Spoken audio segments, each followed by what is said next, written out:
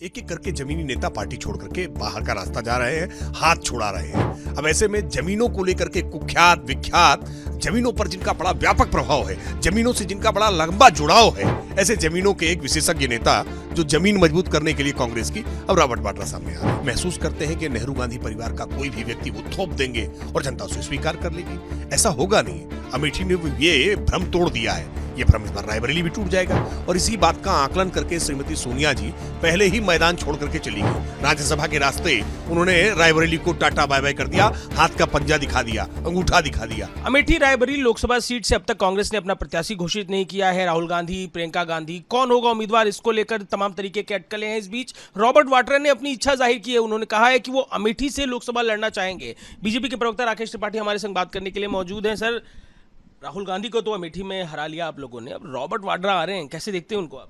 देखिए, सच ये है कि कांग्रेस पार्टी में इस समय जमीनी नेताओं का बेहद अभाव महसूस हो रहा है।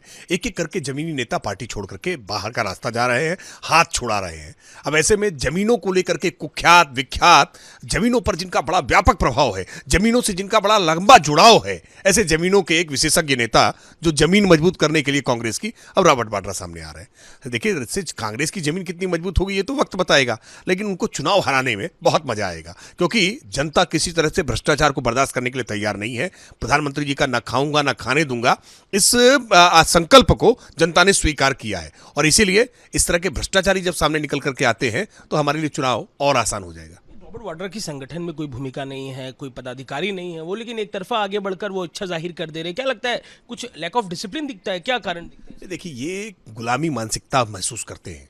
ये महसूस करते हैं कि नेहरू गांधी परिवार का कोई भी व्यक्ति वो थोप देंगे और जनता उसे स्वीकार कर लेगी।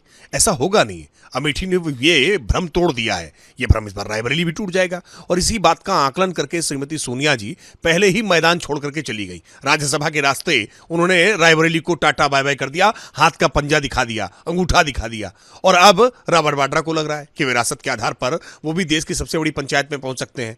लेकिन मुझे लगता है कि जनता रायबरेली की, जिसको वो ओवर आकलन करने का काम कर रहे हैं कि जनता किसी तरह से बंधुआ मजदूर है, जनता उनके गुलामी मानसिकता को मानने के लिए मजबूर है, ऐसा होगा नहीं। रायबरेली की जनता प्रबुद्ध है और रायबरेली की जनता भी इस बार अमेठी की तरह ही इस बार परिवर्तन करने का काम करेगी और वहां भी कमल का फूल खिलाएगी।